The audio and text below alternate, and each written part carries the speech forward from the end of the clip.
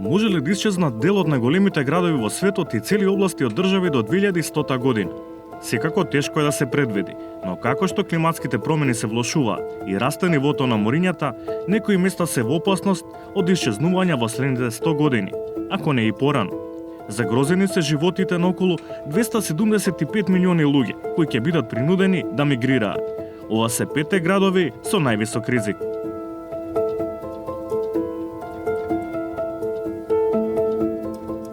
Со просечна надморска височина од само 1 метар, најрамната земјина на планетата е екстремно ранлива. Се проценува дека ако нивото на морето на Малдивите се зголеми за само 45 сантиметри, ќе се изгуби околу 77% од копното до 2100 година. Половина од Џакарта, главниот град на Индонезија, веќе е под нивото на морето. Се проценува дека 95% од северна Џакарта ќе биде целосно потопена до 2050 година.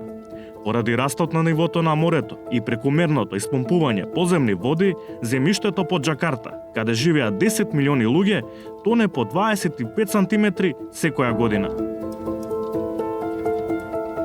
Нивото на водата рапидно се зголемува и на источниот брег на САД. Поплавите се влошуваат поради засилување на бурите и ураганите. Со ризик од дополнителни 2 метри вода до 2100 година, Мајами целосно ќе потоне. Без живеалишта ќе останат околу 6 милиони луѓе од регионот, со проценети штети од 3,5 билиони американски долари, што е најголемата проценета штета за било кој крајбрежен град во светот кој е под слична закана.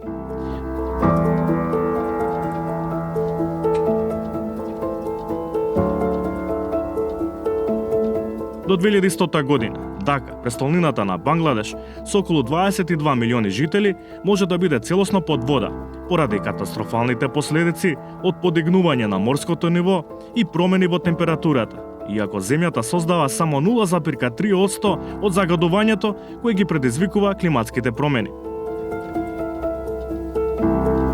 Холандија ќе биде најпогодена држава во Европа и повеќе од 4 милиони луѓе се очекува да живеат под нивото на морето до 2100 година. Веќе 90% од Ротердам е под нивото на морето и тоне со стапка до 1,5 сантиметри годишно, што е огромен ризик од поплави поради растот на нивото на водата и пропаѓање на земјиштето.